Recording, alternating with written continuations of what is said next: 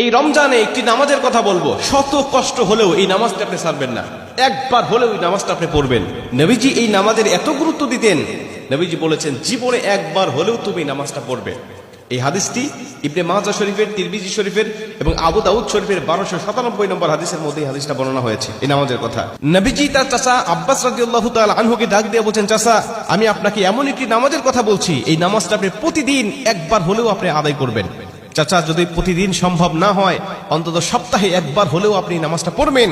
যদি সপ্তাহে সম্ভব না হয়, তাহলে আপনি মাসে অন্তত একবার এই নামাজটা আদায় করবেন। চাচা যদি মাসেও আপনার পক্ষে কষ্টকর হয়ে যায়, বছরে একবার পড়বেন। যদি বছরেও না পারেন, জীবদ্দশায় অন্তত একবার হলেও নামাজটা পড়বেন। কারণ এই নামাজটা এত পাওয়ারফুল নামাজ। এই নামাজটা আদায় করার কারণে আপনার প্রকাশ্যে অপ্রকাশ্যে যত গুনাহ করেছেন, আপনার ইচ্ছায় অনিচ্ছায় যত গুনাহ করেছেন, আপনার অতীত জীবনে যত গুনাহ করেছেন, সব গুনাহ আল্লাহ আপনাকে ক্ষমা করে দেবে। চাচা এই নামাজটার নিয়মটা একটু ব্যতিক্রম। এই নামাজটাকে বলা হয় সালাতুত তাসবিহ। এই নামাজের মধ্যে অতিরিক্ত কিছু তাসবিহ পাঠ করতে হয়। সুবহানাল্লাহ, আলহামদুলিল্লাহ, লা ইলাহা ইল্লাল্লাহ, আল্লাহু আকবার। এই চারটা তাসবিহ একত্রিত করে সুবহানাল্লাহি ওয়াল হামদুলিল্লাহি ওয়া লা ইলাহা ইল্লাল্লাহু আল্লাহু আকবার, এই তাসবিহগুলো, এই বাক্যগুলো এখানে পাঠ করতে হয়। 4 রাকাত বিশিষ্ট এই নামাজ সালাতুত তাসবিহ 4 রাকাত পড়তে হয় এক নিয়তে। 4 রাকাত নামাজে প্রতি রাকাতে 75 বার করে করে মোট 300 বার এই তাসবিহটা পাঠ করতে হয়।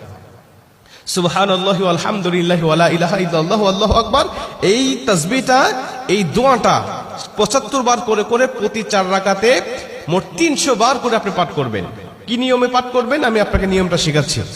আবু দাউদ শরীফের 1297 নম্বর হাদিসের মধ্যে যে নিয়মটা এসেছে, আমি এই নিয়মটা আপনাকে শেখাচ্ছি।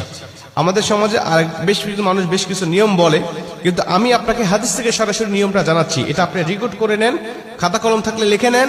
প্রয়োজনে এটা যত সোশ্যাল মিডিয়াতে যাবে, ফেসবুক ইউটিউবে যাবে, এটা আপনি সেভ করে নিজ আইডিতে শেয়ার করে রেখে দিবেন, যাতে আপনিও শিখতে পারেন, অন্য মানুষকে শিখাতে পারেন। আপনার শেখানোর কারণে কেউ যদি নামাজটা আদায় করতে পারে, ও যে সওয়াবটা অর্জন করবে, সওয়াবের একটা অংশ আল্লাহ আপনার আমলনামায়ও দান করবে। এজন্য এগুলো মানুষের কাছে ছড়িয়ে দিবেন যত সম্ভব হয়। আপনি প্রথমে যখন নামাজটা শুরু করবেন, নিয়ত করবেন নফল নামাজের নিয়ত করে অন্যান্য নামাজে যেভাবে সানা পাঠ করি আপনি সেভাবে সানা পড়বেন। অন্যান্য নামাজে যেভাবে সূরা ফাতিহা পড়ি ওভাবে সূরা ফাতিহা পড়বেন। অন্যান্য নামাজে সূরা ফাতিহার পরে যেভাবে সূরা মিলান ওইভাবে সূরা মিলাবেন। সূরা মিলানোর পরে রুকুতে যাবার আগে দাঁড়ানো অবস্থায় আপনি 15 বার এই তাসবিহটা পাঠ করবেন। সুবহানাল্লাহি ওয়াল হামদুলিল্লাহি ওয়া লা ইলাহা ইল্লাল্লাহু আল্লাহু আকবার, এই তাসবিহটা পাঠ করলেন 15 বার।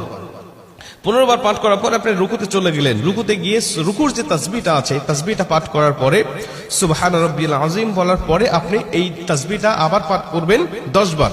সুবহানাল্লাহি ওয়াল হামদুলিল্লাহি ওয়া লা ইলাহা ইল্লাল্লাহু আল্লাহু আকবার।